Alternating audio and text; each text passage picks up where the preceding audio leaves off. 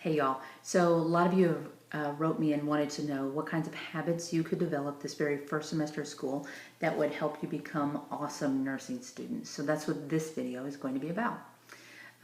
So first things first, they're going to give you this huge packet of syllabus information the very first day of school, and it's going to be a little bit overwhelming. Lots of reading to do. So what I did that was very effective for me is that I got one of those big day planners and I broke down my reading assignments into digestible chunks. So I planned it out, and I would say Monday from 9 a.m. to 11 a.m. I'm going to read chapter 1, pages 45 through 85, and do notes over that. And then I would say, at 11:15, I'm going to have a dance break. At 11:30, I'm going to eat lunch. At 12, I'm going to go and work NCLEX questions that covered what I just read in those pages. So it's a little bit tedious when you think about it, but it saved me on all those times when I was so overwhelmed with so much to do a little bit later in the semester. I knew exactly what it was that I had to read. The other thing that helped me a lot was that I always planned on being finished with all my reading at least 5 days prior to my test. So in my school, we had like 2-week chunks before we would have a test. And so it was pretty easy for me to do that. So figure out some way that works for you that builds in several days before your test where you don't have to be cramming reading into your brain, all right? The other thing is, be prepared for class, you guys. Read before you get there. That's the only way that you can interact with your instructor and ask questions, which is hugely valuable to be able to pick their brain and get information out, right?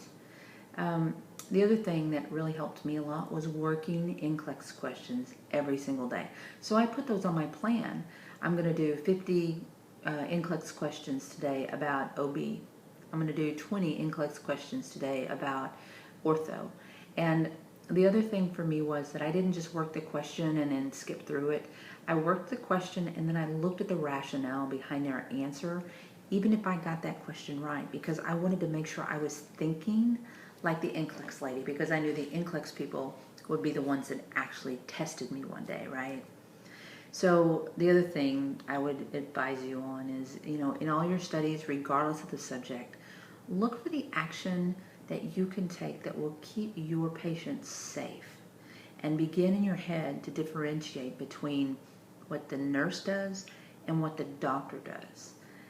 Those are very similar things and they kind of crisscross over each other, but there are some things that are independent nursing actions and some things that require a doctor's order. You're going to be tested on nursing actions, not doctor's orders. So it's important that you can tell the difference between the two. Here's an example. Let's say your patient has had abdominal surgery and you're going to get them up out of bed for the first time. You know that they're going to have some pain, right? Well, I need to plan for that and I need to do something about their pain before it happens, right? Because that's what awesome nurses do. What can I do? Well, I could give them some pain medication 30 minutes or so before we get up out of bed. That would help their pain. But that is not an independent nursing action. That requires a doctor's order, right? Right. So what you can do as a nurse is you can teach them how to splint themselves with a pillow. Hug that pillow tight up against their abdomen. You can teach them how to deep breathe as they move. That's not going to take their pain away completely, but it's going to help tremendously with the amount of pain that they have. Plus, it's going to keep them from having a wound that dehisces on you or opens up as they stand up out of bed. And that is certainly the action that keeps your patients safe, right? Right. So you see the difference there between what was the doctor order and what was the nursing intervention that is completely independent of a doctor's order? You don't need a doctor's order to teach your patient how to splint themselves or deep breathe. And that's the thing that NCLEX will test you on. What can the nurse do? All right, enough about that. Pay attention to your body and your brain as you're going through your days. Sometimes you just need to rest.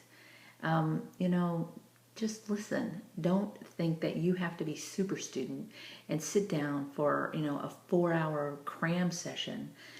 don't put yourself in that position. You know, if you'll plan your reading and your study ahead of time and you'll follow the plan that you created, you won't be in the place where you're up all night trying to study for a test. You know, I promise you that you will not do well on tests that you cram for. You have to have sleep. You have to be able to say, you know, I've exercised and I put good food in my body, and that way my brain can work on all cylinders. And if you put yourself in a position where you don't plan and you're cramming for tests, it just works out really badly for you. It's going to make you feel crappy about yourself, and you know, we don't want that. So finally, I guess the big stuff. Stop telling yourself that you just know you'll fail or you must be perfect. Those are absolutes that do not exist in the world of nursing student. You're never going to be perfect, and you're never going to fail everything. No one is wanting for you to fail. I promise you that. There is not one single professor that wants for you to fail. They want for you to be phenomenal nurses. They want for you to develop integrity in your practice. They want for you to take excellent care of every single patient every single time. And sometimes that feels like they want you to fail, but they really don't. So this is in your control. I mean, you have got a lot of this within your power.